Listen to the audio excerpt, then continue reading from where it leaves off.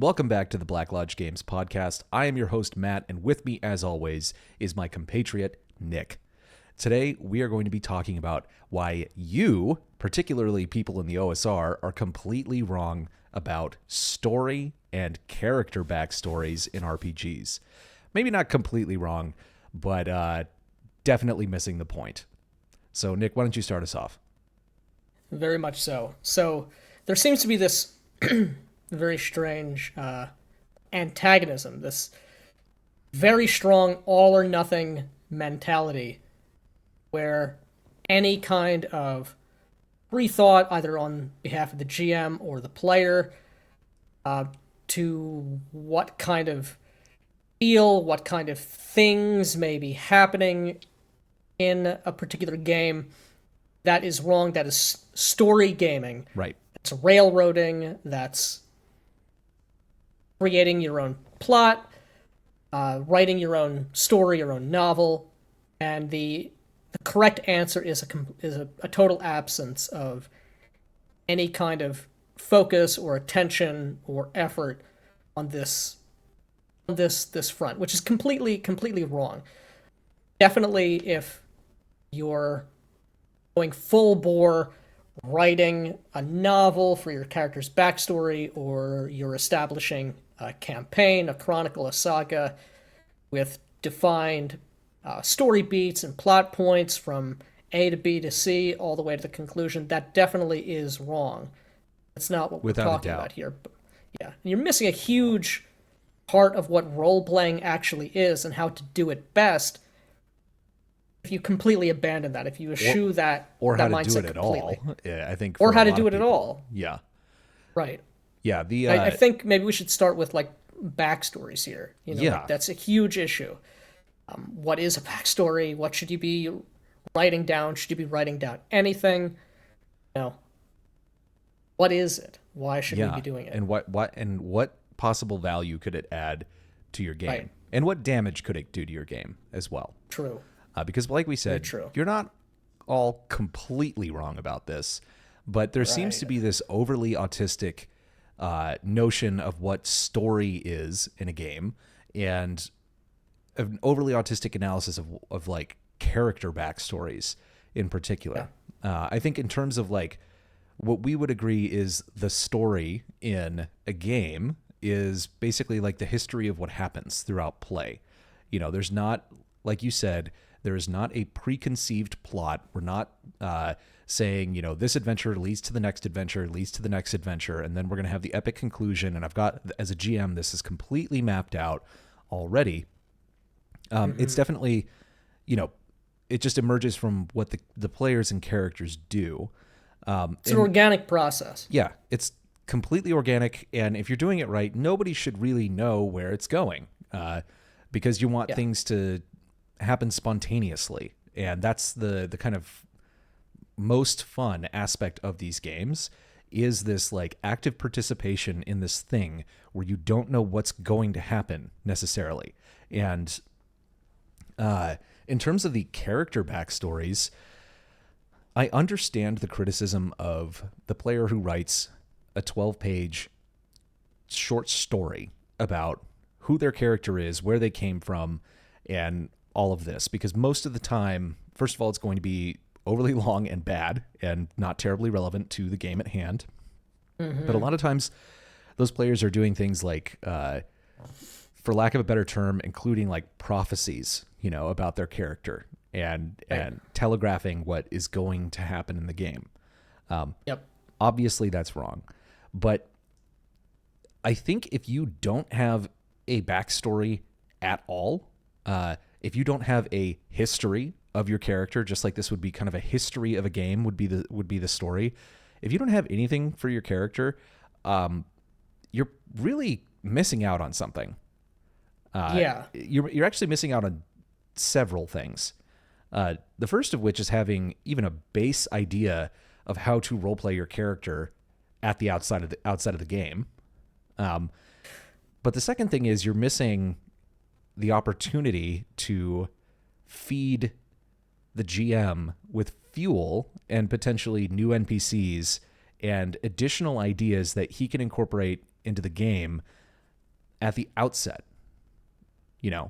Yeah, to go back to this metaphor of an organic process, story emerging as an organic process, nobody really knows where it's going to go. To keep with that metaphor, you need fertile soil or Yes. a story for a character to grow. And if you're just relying on what stats you rolled, what feats you have, what disciplines you have, the things which are on your character sheet only, you have no idea who your character is. The GM has no idea who your character is and how to feed off of those characters, whatever size your party is. And so, I think a backstory, the word backstory, it's become, what would you say? It's become this term that everybody just defaults to use. Right.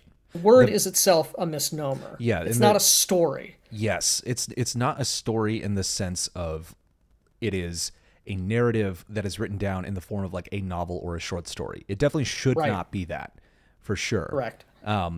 But the like you said, like having fertile soil for the game to actually have this, a bunch of cool things to happen in it, that makes sense together.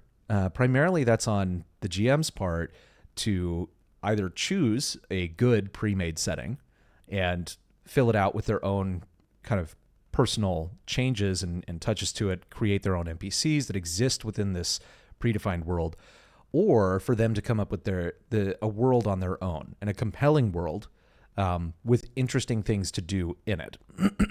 Right. Like that's definitely a huge part of that is on the GM. But the best games that I've run and the best games that I've played in have all had a lot of input from the players at the get-go. And it's not input in the sense of like, yeah, the players are also helping us to fill out the map and come out with factions and things like it's not that at all. No. These aren't assistant directors. Yeah. In movie production. Exactly. Yeah.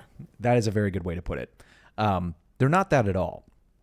What it is like if you find a good setting book or just a good GM's resource, usually you're going to find woven into that text somewhere plot hooks, for lack of a better term. I know people are probably screaming that I used the word plot here as well, which is crazy to me. But story look seeds. Past the term. Yeah, look past the terms it's called for a plot second. Hook. Try and focus on the actual ideas. Yeah, if you're not a moron, try and focus on the ideas here and not the exact terminology we're using.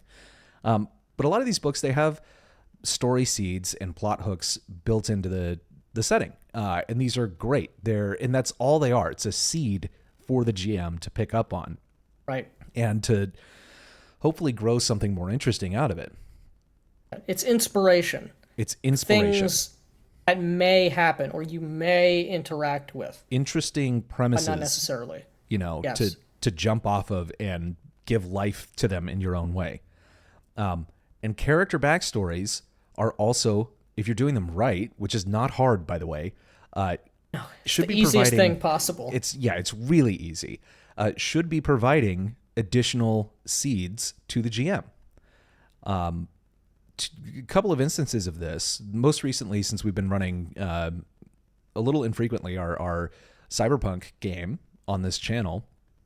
The character creation process for Cyberpunk optionally has a life path system, which is awesome. I love life paths. They're super fun.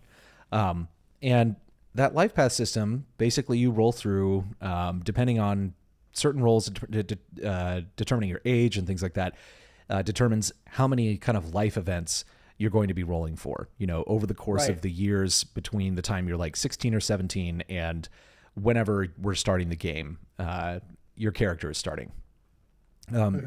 So, and you don't always have something happen in a year. Like my character, I think I had like three events. 3 happen. years. Yep. Yeah. 3 major events happened.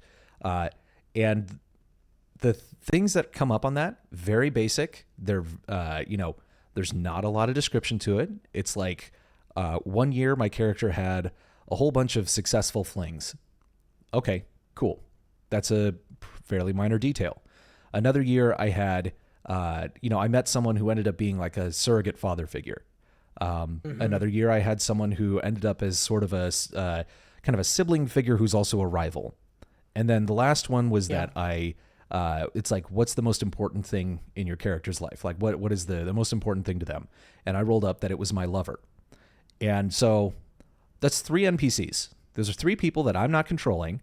But if I simply wrote down the exact things that were on those tables and handed those into you, it would have been boring.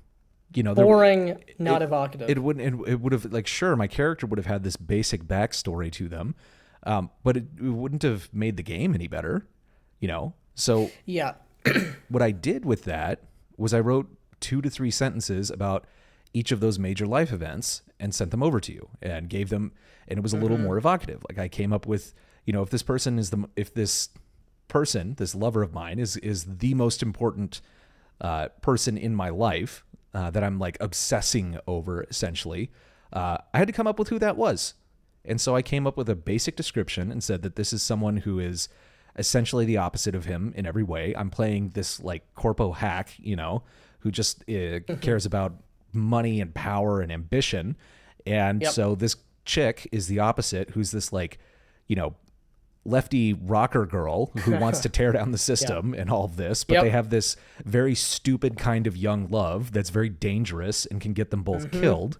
And this, and the other thing I said was that, and she is also a cyberpunk and probably rolling with, Johnny Silverhand types. And so we're probably going to have conflicting, literally conflicting goals at some points. Absolutely. Yeah. That was all I said about that. I had my rival, very brief description. It was someone that I had worked with previously, and we went to different companies, and now we're both trying to kind of sabotage each other. But it's a friendly rivalry. We like getting one over on each other. Again, there's the backstory, and I give them a name as well. And then the final character, has not been introduced in the game yet. I'm actually I don't know how he's going to show up, but that'll be fairly interesting. I don't want to give any details away about that, but there was another character. These gave you a lot of ammunition to continue to flesh out the world and come up with a bunch of interesting shit for us to kind of stumble across in the game. And here's another thing. I sent that to him like, I don't know, 6 hours before the game or something like that. So it's not like, and it still went perfectly from my perspective. You were able to role play your character excellently right from the beginning. And this, what you're talking about, it speaks to one of the biggest pitfalls about like backstories. One is you're writing an actual story, a short story, a novel.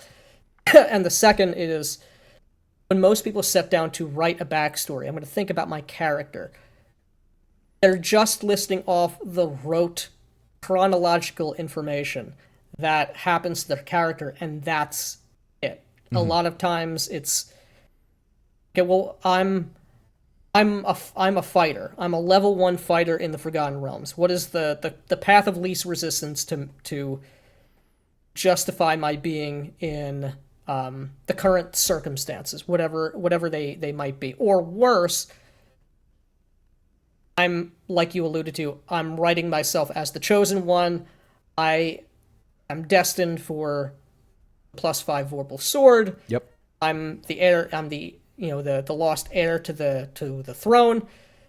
Not that I might be, or I think that I am that. Yeah. That's completely wrong. What you want for a backstory is, like you said, primarily a series of story hooks of events and opinions, situations, opinions, characters that your character has interacted with. Yeah. Right?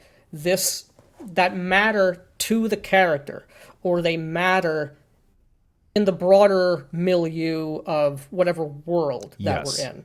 If you in any setting, if you witnessed a black mass human sacrifice, right, regardless of whatever the situation was that caused you to witness this, that is a tremendous event that you don't have a blasé opinion about that. Right. That shapes you dramatically. Yeah. Dramatically. And so you want.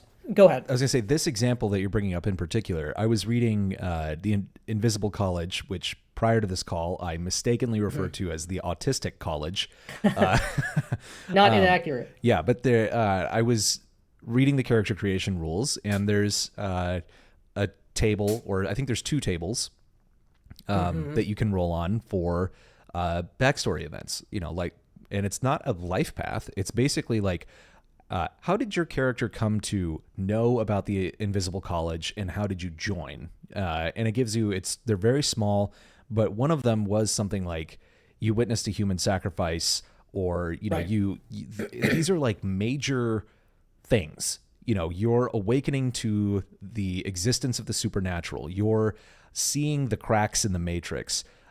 Like you said, you can't really have a blasé opinion about this. And the idea that like, you would just write that one thing down without considering how it might impact your character as like as a person, because the idea Yes. when you're playing a character, you're not simply playing stats on a sheet.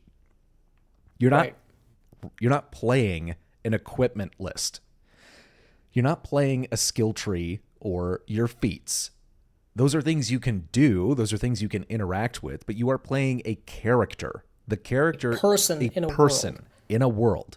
So this person should at least act plausibly according Yes. to something. And if you have certain events in your backstory, whether it's rolled on a table in a game, and a lot of I actually like doing that. Like I said, I like the life path. I like rolling these things up because it does take off. You don't have to come up with it. And in a game, if your game is pretty deadly, you don't want to sit there and put, an enormous amount of time into this, because A your life character path might is, die. is just a. It's taking the backstory process and weaving it into the rules or into the book. Yeah. You should use a life path as like an inspiration. Right. If you don't, you're not playing a game that has these things like D&D. A life path system like Cyberpunk is a great source of inspiration to get you thinking in the way that we're talking about here. And this is the really kind of important thing, is it's good for creating seeds for the GM, for hooks for the GM to grab on and expand in the beginning of the game. This is not stuff that, needs to be brought into the game 20 sessions in, because you're not going to care about this stuff by that point anyway. It might still have some effect, if maybe an NPC, described in your background ends up becoming a major part of the game. That's entirely possible, but it's really more about giving yourself a sense of who the person is just at the very outset. And you should also not be playing this character to the backstory, Correct. in the sense that like, this is set in stone. This is who they are, and this is how they act, because when you role play, there's no script. You don't know where it's going, and you're going to have to act spontaneously. And when you're acting spontaneously, you're going to find that your character is going to end up being a little bit different than you thought when you first wrote those things out. And that's a good thing. It's a good thing. That's a feature, not a bug. That's why another reason why you don't write a novel. Right. You don't write a novel. And this is to the Cyberpunk game. This happened. First session, my character ends up being not radically different than I had conceived of him beforehand, but it was, I had this notion of him being like really deadly serious, and he can be. There's been a couple moments here and there where he has had to be that way, but the way that the game played and how I was interacting with the other characters and what they were doing, like when Omen, went up and started rocking out on stage at the club, I was like enjoying that. My character was also blasted on all sorts of drugs and alcohol. Right. So Yep. But I found that like I imagined him being much more cold and calculating, and he ended up being a lot more emotional. Like Right. way more emotional than I would have anticipated. And that was a lot of fun. And yeah, you are going to discover who this character is, and who this character is going to develop over time as you play. Yes. You should expect that, but that doesn't mean that you come into the game with some complete tabula rasa, blank slate, nothing there. You have just spawned into the world as, you know, like a video game character. It's ridiculous to think that that's dog shit. It is. Role play. It is. That's a lack of shit. role play. It is. Yeah, it's not role playing. It's not role playing. It's not role play. It's the absence of role play. Right. And maybe you don't like role playing. That would be trash, in my opinion. Role playing is awesome. That would be trash. Yeah. Yes. Role playing is the best part You of are these wrong, games. and your games are terrible. Yeah, exactly. To your point, like any character, the idea that you have, the backstory, whether it's a good backstory, bad backstory, nothing is going to survive, confrontation with the actual session, with actual play. Yeah. But what a good backstory is, what it should provide, in part, it should list the events, the people, the circumstances your character has experienced, which are relevant and meaningful to them, positive or negative. And those are things which you can anchor back on. Those things, I love this other character, your character's lover.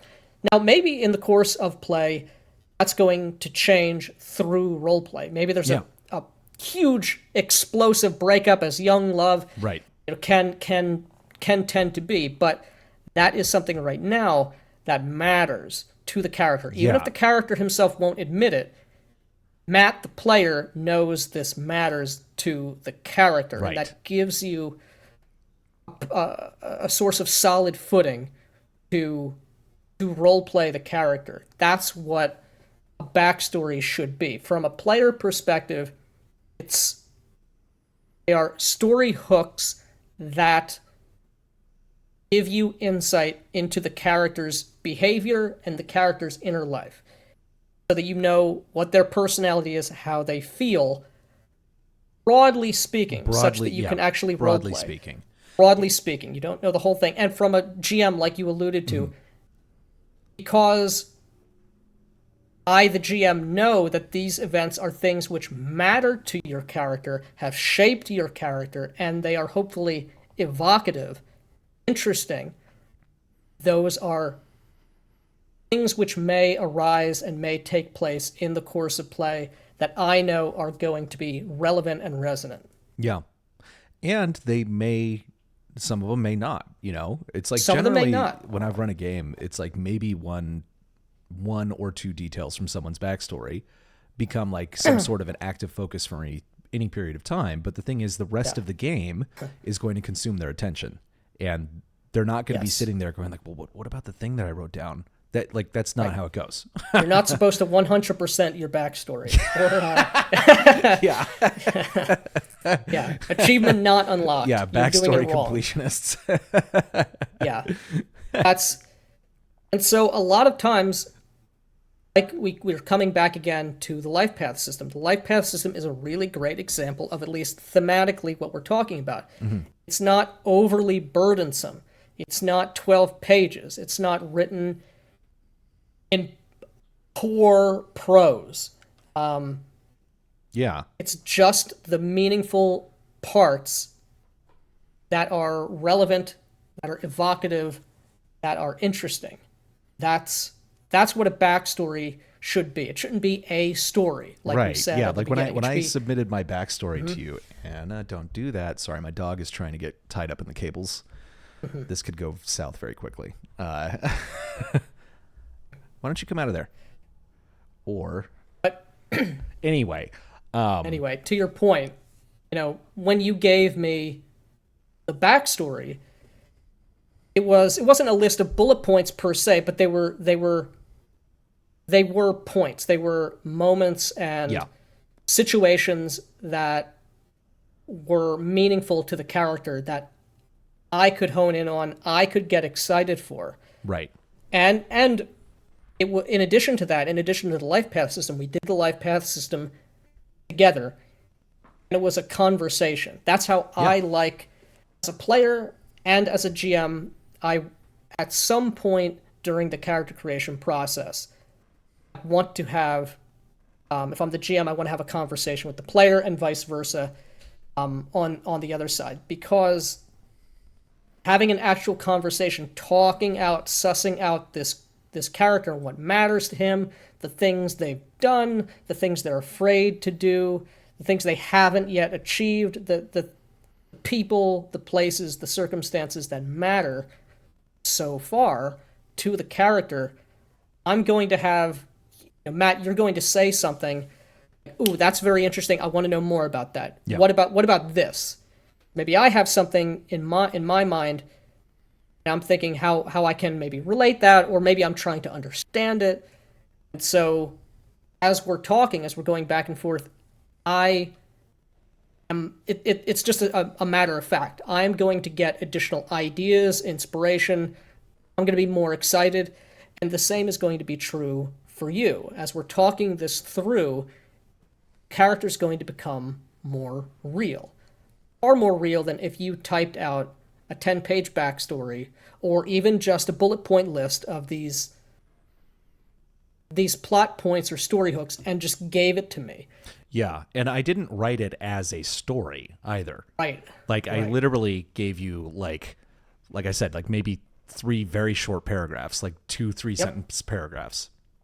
And that was sufficient. Yeah, exactly. And I think there's just such a huge chasm between the way that we play games and a lot of the OSR people seem to. At least they seem to. Or Source the way of constant agony. Yeah, exactly. The way that they describe the way that they play. It seems like there's almost no role play in those games. And the reason that I know that that's basically the case is that I've seen some of their games online. Right. And there's no role play. At Shauner, I've seen them vicariously through Shauner seeing them. Right. Roll for Sanity is a huge public service to the RPG community. And it's true.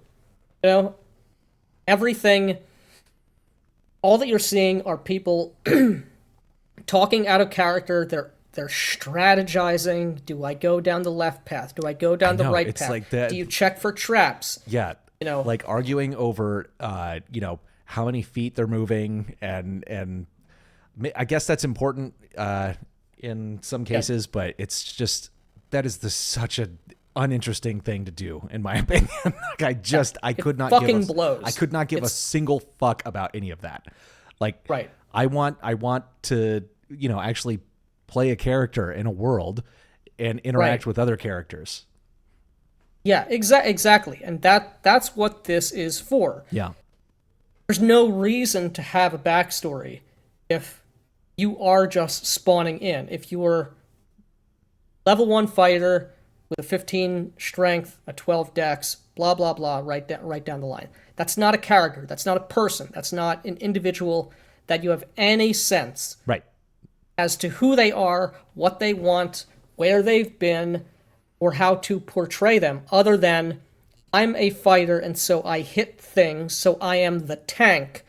This is, MMOs have done a huge service, although it would have, the hobby still would have been, I think, terrible in their absence. But unfortunately, because it's doubled down, it's made it easier, more digestible, these like bad examples of what a character is. Right. I'm just a level 1 Forsaken warlock. Or thinking that like, oh, I rolled up low charisma. I'm a charisma 6 character. Like, right. People with a charisma of 6, any given set of charisma 6 characters are going to be different. Yeah. They should be different. You as a person, obviously you don't know what your numerical value is, but you have a low charisma. You are not likable. You're not the life and soul of the party, but maybe you think that you are. And that's why everybody is irritated really, by really you. finds you irritating. Yeah. Yeah, it doesn't mean you just don't talk when any conversation happens. Right. That's insane. That's not how a person or acts. that you're just ugly, you know. It's not, or that you're just ugly. it's there's just so much more to all of this. And it's your game will be better if you actually role play. And I understand, like, if, again, we've said this many times, if you just view this as simply a game, like a means of socializing or whatever, or like, I only literally want to simulate killing orcs in a dungeon, sure, I guess that's fine, but that's not what we do. And I think that is, again, it's not fine. It's not fine because we have no apologies, no compromises. That is not fine. That's absolutely fucking terrible. That's not what the hobby is for. Yeah. That's not what role-playing is. It's bad.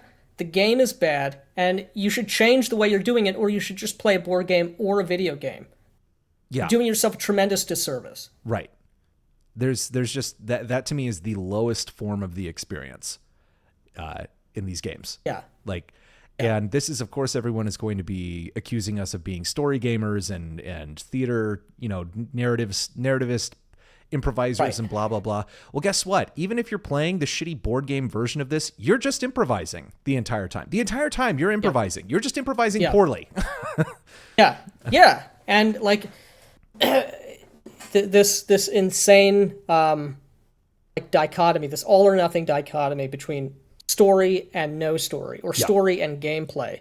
I'm not even sure what exactly the disconnect is, or where the barrier is. I think it's probably different for every. The disconnect is probably a product of the fact that a lot of these guys, and we've all been there, you've been in some railroaded game, and that just blows. Mm-hmm. Like, it's not fun. If you don't have, if your character doesn't have agency, then why are you playing the game? It's not, like, I get that. Like, I get the aversion to that and the hatred of that experience, because it's justified. Agreed. Yeah, it is completely justified. That is also bad. Right. But that doesn't mean that having characters, playing characters, like actually role-playing out situations and being interested in the motivations of the NPCs and antagonists and all of this, and wanting to essentially have some sort of a goal that is not simply delving into a dungeon, but could be, a political goal or a personal vendetta that you want to see through. Like, the aversion to that as like, oh, well, that's railroaded. That's a railroaded story game. It's just like, you are psychotic. No. You're out of your mind. Fucking mind. Even if the game is, at least at the beginning, or hell, even if that is most of what the game is, dungeon delving. Why in God's name are you doing that? Why? Yeah. Why would any sane person do that in a fantasy world or in any other kind of world? Why are you putting yourself in horrific danger? If it's a fantasy world, you're risking more than just death. You're possibly risking your soul. Yeah. And all sorts of horrific things can happen. And this, I don't want to back too much into this sort of previous Twitter screed. Yeah. This idea about like gold being the justification. Like, that's that's ridiculous. Yeah. As the be all end all motivation. Oh yeah. Why also, is your character doing this? Yeah, I went and I got the AD&D DMG. I will say, much more interesting read than every other DMG. But I went and I looked at the XP for gold thing, and Gygax completely hand waves it away. He says, well, some people say that that gold for XP doesn't make any sense, and they just don't get it.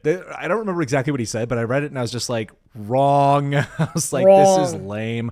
And he also, this is another thing where it's like, sorry, Gygax was 100% wrong about this when he claimed that these games are only a pastime, just a way to turn off your brain and have an enjoyable pastime where you use your imagination a little bit. I'm sorry. Like, 12 men went to the moon, or whatever it is, and we came back. We have climbed the peak. We have experienced something that is far better and far more fulfilling and far more creatively interesting than that experience. And it is, you're just missing out. You are just missing out. Yeah. And this no doubt will be a separate episode we do. But that mindset, that poisonous mindset, this like retarded idea that if you put any effort or any expectation of any effort into role-playing the character or creating the game, tending to the game as a GM, that's just work, and you're taking it too seriously, is 100% wrong. There is no middle ground. There's no wiggle room. That is absolutely 100% incorrect. Anything that is enjoyable, anything, even by your own definition, even a quote-unquote pastime, something like watching a movie, something like playing sports, something like reading a book, you can't, anything that you do passively is by definition not something that matters or is engaging to you. If you want to have meaningful experience, if you want to actually enjoy something, whatever it might be, to its fullest extent and get the most fulfillment out of it, you have to lean into it. Yeah.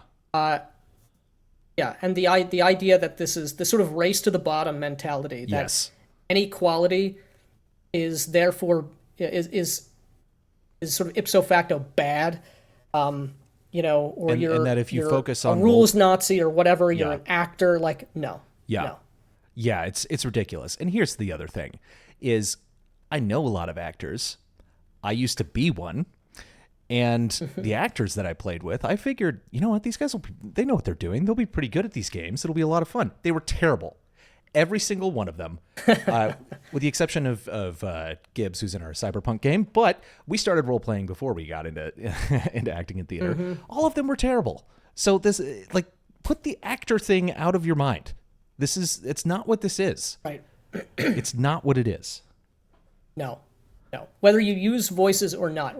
This dog is like fighting physically to get under the table to annoy me right now. So that's what's happening. Yeah. Nick, please continue. Yeah. But yeah, this notion is completely counter to what we're putting forth. We're putting out there the broad message of trying to put over that immersive style. Right. You get immersion by role playing. Exactly. No other way. And to loop back real quick on backstories specifically, this has broader applications, but I have RPG to raise Pundit, the desk. No worries. RPG Pundit had a great video.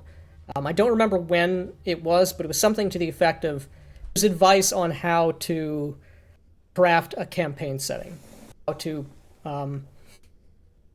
to world build, essentially. I don't recall the name of it. Maybe we'll remember to link it in the description. Maybe we won't. But the point he was making, and he's correct on this, is you want to build a world as a GM out of the constituent parts of things, NPCs, places, circumstances, history, that the characters will actually interact with and engage with. Now, that's also not setting out a beat-by-beat plot line. If you have a zealous convert to some faith, if you have a knight or a soldier, a man-at-arms who is a loyalist to a particular noble or to the crown, if you are a rogue who had a stable, quote-unquote, normal life, and through circumstances or betrayal, maybe your character was sort of put over and is now living in degradation. All of those character concepts, all of those personalities imply things which characters aren't going to interact with. They're going to interact with the church. They're going to interact with possibly the wars or the skirmishes, or at perhaps the politics in even a limited fashion between different fiefdoms. if this rogue was betrayed, it's probably going to matter to them to perhaps get back at them, or at least find some kind of, or if not get back at the person who wronged them, maybe come to peace with what they've lost. That's also part of what the character's backstory should be.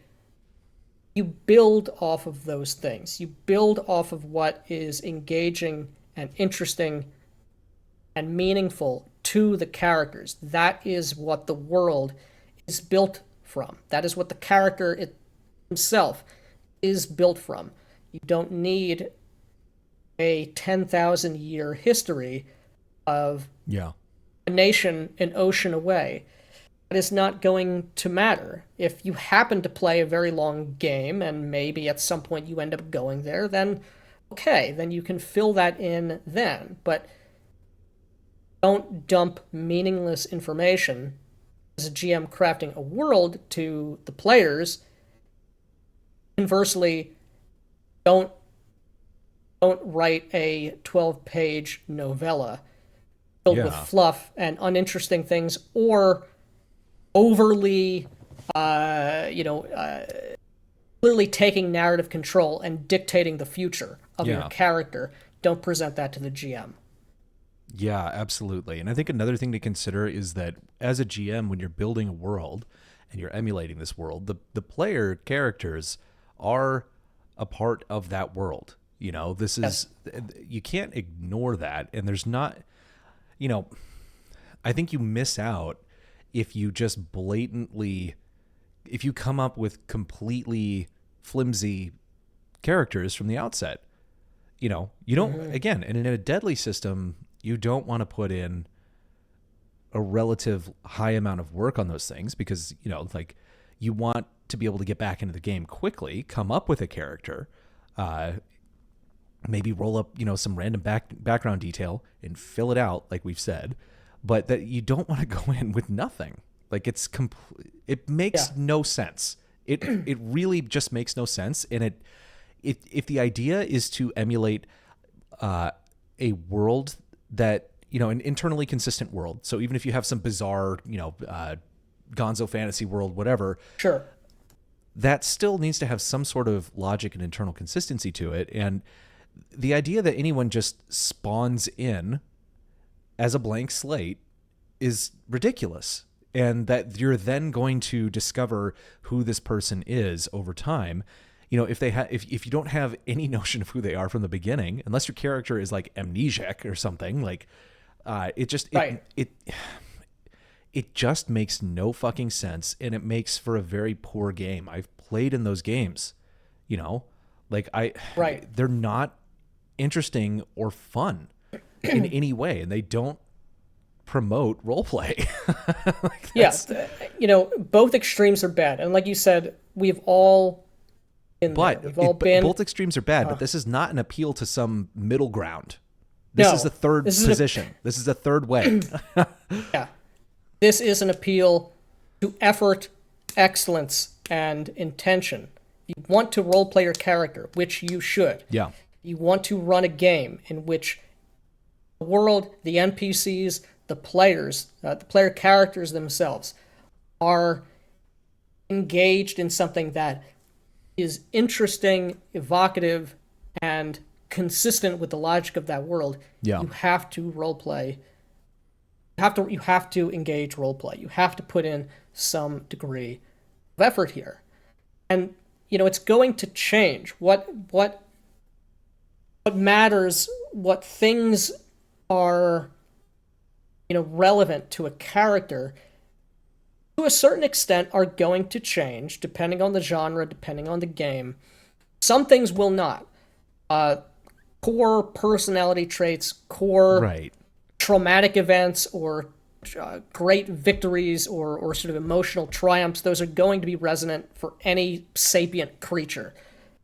But a D&D, what you want to put over in, let's say, to make a D&D character come to life is going to be somewhat different than what a cyberpunk character. Yeah, I mean, it's or a vampire character.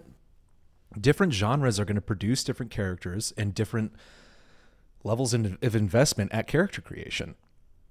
That's part of genre, system, and setting.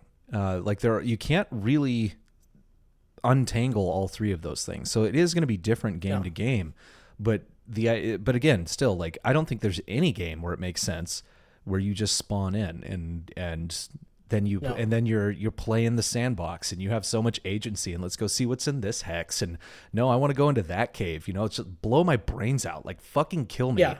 I don't. Sucks. It sucks. It just sucks. Yeah. All the agency in the world do not matter. If you procedurally generate every step that you take on your journey for some retarded reason, all of that agency means nothing if there is no character. That's another thing. Like, right, I think so the idea of player agency, it's not entirely wrong, but more than player agency. It's not so much player agency, it's character agency. You, the player,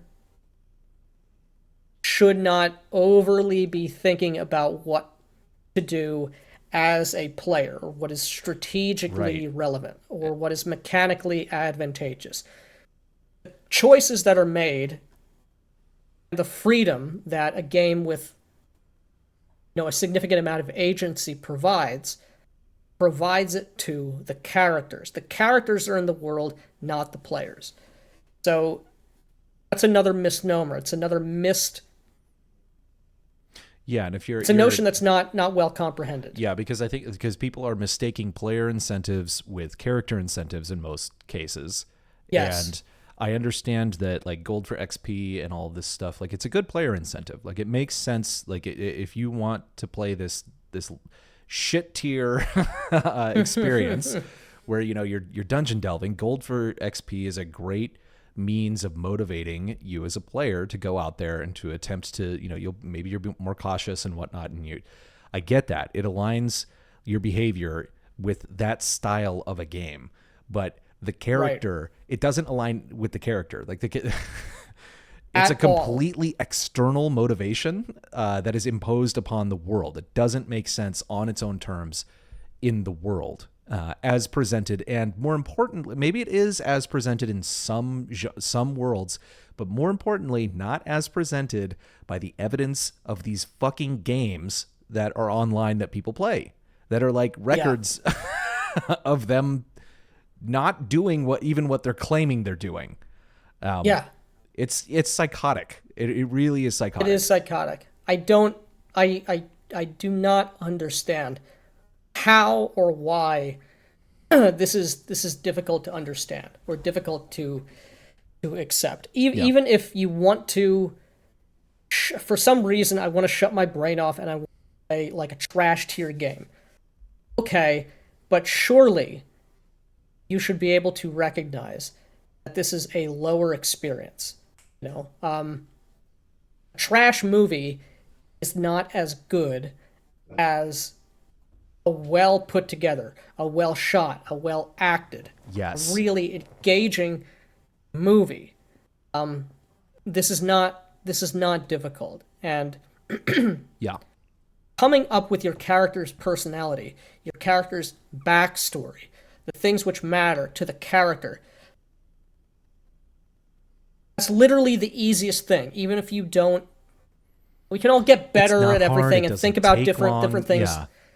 It should be immediately apparent. It should spring if you your have mind any creativity at all, this isn't hard. It doesn't take a long time.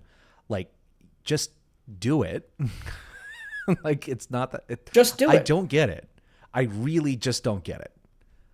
Yeah. Like, again, you're not writing A Song of Ice and Fire to go through the full journey that Peter Baelish or whoever the hell takes on their journey. Even if you just have three basic points of interest, that is infinitely better than nothing at all, or just relying on stats, your equipment, your powers and spells on on the character sheet, you're going to have a better time. The character is going to feel more real. It's going to be easier for you to slip into that character's shoes. And again, people are going to argue, I think, that like this is, well, you don't understand because D&D and all of these games they're really best suited for pulp fantasy stories. Or not story. They wouldn't even say that, for pulp fantasy adventures. As if there's going to be some sort of a difference between adventure and story in this context. Right. Again, like the terminology is mind-blowingly annoying. But here's the thing. Conan didn't spawn into the world. Conan is a real character. Conan is a real character. He has motivations. He has a pretty clear philosophy that drives his actions, and he's fucking awesome. And he kills monsters. He gets the girl. He conquers. He becomes a king, like all of this great stuff. But,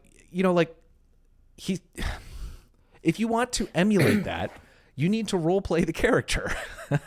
Right. And this is another thing. Like it's so having as a player, having a defined concept of your character, that does not mean that the character themselves is a very like lawful, has their whole like worldview and ideology sort of figured out. Conan has a very basic, very instinctual like worldview, but it's very clear, it's very defined. Even though Conan does not have a philosophy as such. He doesn't have a defined ideology and a particular dogma in the way that someone else might be. Maybe not you're not in the sense of like a religion, not in a religion. But I mean, it's like I think he does have a fairly well-defined philosophy in terms of how he views the world and his place in it. And it's like drink deeply from the cup of life, it's not destroy extensive. Your enemies, it's your not lamentations. Exactly. But like that's I could see the pushback to what we're saying is, okay, well, you're saying you have to have every single thing known, and the character has to be like, someone who's masterful in like rhetoric, who's like, can engage in Socratic dialogue about his own opinions. And no, even someone who, in our own world, a lot of people act unconsciously or semi-consciously, but that doesn't mean that they don't have some kind of an ethos or some kind of a motivation, things that even if matter it's implicit. Things that matter to them. It's just all. It's all so tiresome, like it is just all so tiresome. People who push back on this, I don't even think it's that they don't get it. They choose not to get it. Or they're incapable of getting it. They're incapable, or I don't know which is worse, it's a nonsense conflict. This is self-evidently true. Yeah, I agree. It's the case in every single source of media. You can't, Macbeth didn't just spawn in. John Wick didn't just spawn in. Paul Atreides didn't just spawn in. None of these characters, plays, movies, books. Nucky Thompson didn't just spawn in. Tony Soprano didn't just spawn in. They're defined characters, and Tony Soprano is very different to Paul Atreides, and they very different. Like none of them stay the Conan. same either. Conan, I think, might be the one that is the most stable. Like he doesn't really his worldview doesn't change, but all of those other characters, they change over the course of those stories that play out, and of course that's pre-written and acted and scripted and all of that. But it's your characters are going to change. My dog is barking. Anna, stop. But it's your characters are going to change. They're not defined by this backstory that you're writing. Exactly. Yeah, it's I don't know. I think that we've probably covered pretty much everything on this, and I think we're right that about everything. Obviously, which we are. Yeah, I mean, like obviously. Obviously. Yeah, but it's like this whole thing of like accusations of like story gaming for any forethought into character motivations or like wanting to, actually have role play in your game is ridiculous. Completely insane. Yeah, completely insane. Did you choose a world? Did you choose did you choose a world for this game to set to story gamer take place in? Like You're a story gamer. Yep. You're a story takes gamer. place in Barovia in Ravenloft. Really, what your game? Story gamer. Your game should actually just start in the construct in the Matrix, where it's just the blank white infinite sea of nothingness, and then a dungeon comes zooming at you like the guns zooming did. In. Yeah, and now procedurally you're in the dungeon. Generated. Yeah, procedurally generated dungeon. Yeah, exactly. Yeah, you need to roll randomly to determine what direction your character takes a step in. Right. Every time that they eat their rations, you need to roll randomly to determine their rate of fingernail growth and their potassium levels in order to accurately convey, in order to eschew any story whatsoever. Yeah. Yeah. Because otherwise you're just railroading. Yeah, otherwise you're just railroading. Yeah. Yeah. All right, man. I think that's a good place to wrap it up this time. I think we made our point. We made our point. My dog is grinning at me maniacally with anxiety right now for apparently no reason. So I think we're going to stop it here. But perfect. Just remember, everybody, no compromises, no apologies. I think I said it in the wrong order, but that's what we're still at. True. Yeah, it's still true. Still true. Many such cases. Many such cases.